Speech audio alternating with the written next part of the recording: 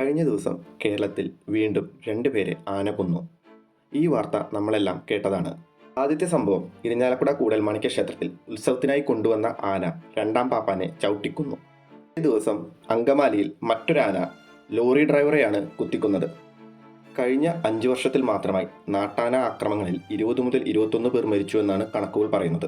കഴിഞ്ഞ വർഷം, അതായത് 2025-ൽ കൊയിലാണ്ടിയിൽ ഒരു ക്ഷേത്രത്തിൽ 2 ആനകൾ ഇടഞ്ഞ് 3 പേർ മരിക്കുകയും 30-ലധികം പേർക്ക് പരിക്കേൽക്കുകയും ചെയ്തു. കേരളത്തിൽ ഏറ്റവും കൂടുതൽ ഫാൻസുള്ള തെച്ചിക്കോട്ട് രാമചന്ദ്രൻ, അതായത് രാമൻ എന്ന് വിളിക്കുന്ന രാമചന്ദ്രനാണ് ഏറ്റവും കൂടുതൽ ആൾക്കാരെ കൊന്നിട്ടുള്ളത്. 13 മുതൽ 15 വരെ മരണങ്ങൾ എന്നാണ് കണക്കുകൾ പറയുന്നത്.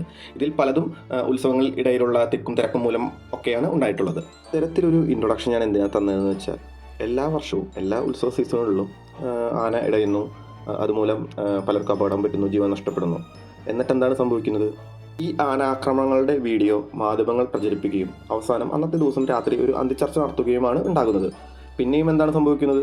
അടുത്ത വർഷം ഉത്സവങ്ങൾ നടക്കുന്നു, ആനകൾ ഇടയുന്നു, ആൾക്കാർ മരിക്കുന്നു. ഇത് റിപ്പീറ്റഡ് ആയിട്ടുള്ള ഒരു സൈക്കിൾ പോലെ നടന്നുകൊണ്ടിരിക്കുകയാണ്.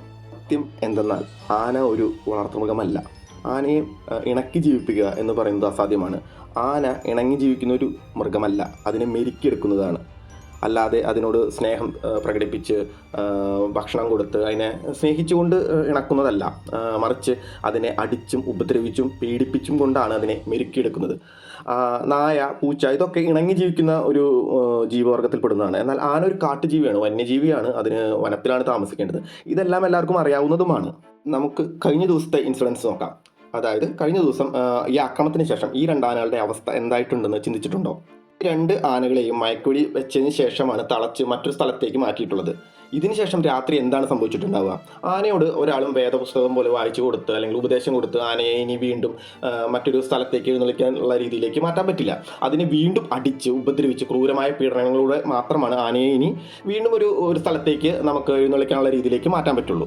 ചോദിക്കുന്ന ഒരു കൗണ്ടർ ആർഗ്യുമെന്റ് ആണ്, അത് നീ കണ്ടോ ആനയെ ഉപദ്രവിക്കുന്നതെന്ന്? നമുക്ക് ഊഹിക്കാവുന്നതാണ്. ആനയെ വിളിച്ചു വരുത്തുമോ, അവനെ കുട്ട നീ ഇന്നലെ ഒരു പാപ്പാനെ ചവിട്ടിക്കൊല്ലാമോ, മറ്റൊരാളെ കുത്തിക്കൊല്ലാമോ, നീ ഇങ്ങനെ ചെയ്ത് കഴിഞ്ഞാൽ ആൾക്കാർ മരിക്കില്ലേ എന്നൊന്നും ചോദിച്ച്, അല്ലെങ്കിൽ അതിന് 2 പഴം കൊടുത്തോ 2 പട്ട കൊടുത്തോ അതിനെ ഇണക്കാനൊന്നും പറ്റില്ല. തല്ലിക്കൊണ്ടും ഉപദ്രവിച്ചുകൊണ്ടും തന്നെ അതിനൊരു ഭയം ജനറേറ്റ് ചെയ്ത് എന്നിട്ട് വേണം അടുത്തൊരു സ്ഥലത്തേക്ക് നമുക്കതിനെ എഴുന്നള്ളിക്കാൻ പറ്റുന്ന രീതിയിലേക്ക് വീണ്ടും അതിനെ മാറ്റാൻ പറ്റുള്ളൂ. മാനസികമായി പീഡിപ്പിച്ചുകൊണ്ടും ശാരീരികമായി പീഡിപ്പിച്ചുകൊണ്ടും മാത്രമേ അതിനെ മറ്റൊരു സ്ഥലത്തേക്ക് നമുക്ക് കൊണ്ടുപോകാനും പറ്റുള്ളൂ. അടുത്തൊരു കൗണ്ടർ ആർഗ്യുമെൻ്റ് ആയിട്ട് വരുന്നത്, നിങ്ങൾ കോഴിയെ കൊല്ലുന്നു, എന്നിട്ട് അതിനെ തിന്നുന്നു, അല്ലെങ്കിൽ ബീഫ് തിന്നുന്നു, പന്നിയെ കൊന്നു അത് തിന്നുന്നു, അപ്പോൾ അപ്പോഴൊന്നും ഇല്ലാത്തൊരു മൃഗസ്നേഹം നിങ്ങൾക്ക് എന്താണ് ആനയോട് മാത്രമെന്നാണ് അടുത്തൊരു കൗണ്ടർ ആർഗ്യുമെൻ്റ് ആയിട്ട് ഈ ആനസ്നേഹികൾ എന്ന് പറയുന്ന പൂരപ്രേമികൾ പറയുന്നത്, അല്ലെങ്കിൽ അവർ ചോദിക്കുന്നത്. മനുഷ്യൻ കൊന്നു തിന്നുന്നത് എന്തിനാന്ന് വെച്ച് കഴിഞ്ഞാൽ മനുഷ്യൻ്റെ ജീവിതത്തിൻ്റെ ഭാഗമായിട്ടാണ്. അതായത് മനുഷ്യന് സർവൈവ് ചെയ്യണമെങ്കിൽ ഭക്ഷണം വേണം. ഭക്ഷണത്തിൻ്റെ ഒരു ഭാഗം മാത്രമായിട്ടാണ് മനുഷ്യൻ ഈ കോഴിയെ തിന്നും അല്ലെങ്കിൽ ബീഫ് തിന്നും പന്നിയെ തിന്നും ഒക്കെ നമ്മൾ ജീവിക്കുന്നത് നമ്മുടെ ഒരു ഭക്ഷണക്രമത്തിൻ്റെ ഭാഗമായിട്ടാണ്.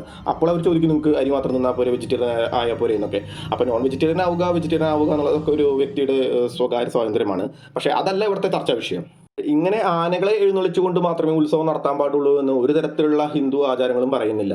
ഇത് പിന്നീട് വന്നിട്ടുള്ള മാറ്റങ്ങളും ഇതൊരു ബിസിനസ്സായി മാറിയപ്പോൾ, അല്ലെങ്കിൽ കോടികളുടെ ബിസിനസ്സായി മാറിയപ്പോൾ വന്നേക്കുന്ന ഒരു ആചാരം മാത്രമാണ്. ഈ ആനകളെ എഴുന്നള്ളിച്ച് മാത്രമേ പൂരം നടത്താൻ പറ്റുള്ളൂ, അല്ലെങ്കിൽ ഉത്സവ ആചാരത്തിൻ്റെ ഭാഗമായിട്ട് ആനകളെ എഴുന്നള്ളിക്കണം എന്നുള്ള ഒരു കണ്ടീഷനൊക്കെ വെച്ചത് ഇത് വലിയ ബിസിനസ് ആയപ്പോഴാണ്.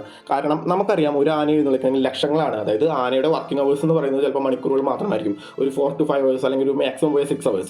ഈ ഒരു 6 മണിക്കൂറിലത്തേക്ക് ഈ ആനയുടെ ഉടമസ്ഥന് കിട്ടുന്നത് ലക്ഷങ്ങളാണ്.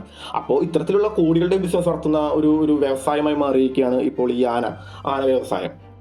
ഇവർ എന്താണ് ചെയ്യുന്നത്? ഇവർ ആനകൾക്ക് ചെല്ലപ്പേരുകൾ കൊടുക്കുന്നു, യൂട്യൂബ് ചാനൽ തുടങ്ങുന്നു, ഇൻസ്റ്റാഗ്രാം പേജ് തുടങ്ങുന്നു. എന്തിന്? ഒരു വലിയ ഫാൻ ബേസ് ഉണ്ടാക്കാൻ. ഇത് ഇവരുടെ ബിസിനസ് നിലനിർത്താൻ മാത്രമാണ്. ആനകളെ ഒരു ബ്രാൻഡാക്കി മാറ്റി അതിനു പിന്നിലെ ക്രൂരതകൾ മറ്റാരും കാണാതിരിക്കാൻ. ഇനി നാളെ ഒരു പ്രശ്നം വന്നാൽ എന്താണ് ഉണ്ടാകുന്നത്? ഈ വലിയൊരു ഫാൻ ബേസ് തന്നെ ഇവർ ഡിഫെൻഡ് ചെയ്യാൻ വരും.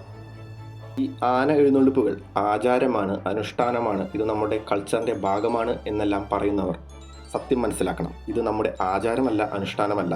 ഇത് ഒരു വലിയൊരു ബിസിനസ്സിൻ്റെ നിലനിർപ്പ് മാത്രമാണ്. അപ്പോൾ നമുക്ക് ചോദിക്കേണ്ട ഒരു ചോദ്യം ഇതാണ്: ഈ ഒരു ബിസിനസ് നിലനിർത്താൻ ഇനിയും എത്ര പേർ ജീവൻ കൊടുക്കണം?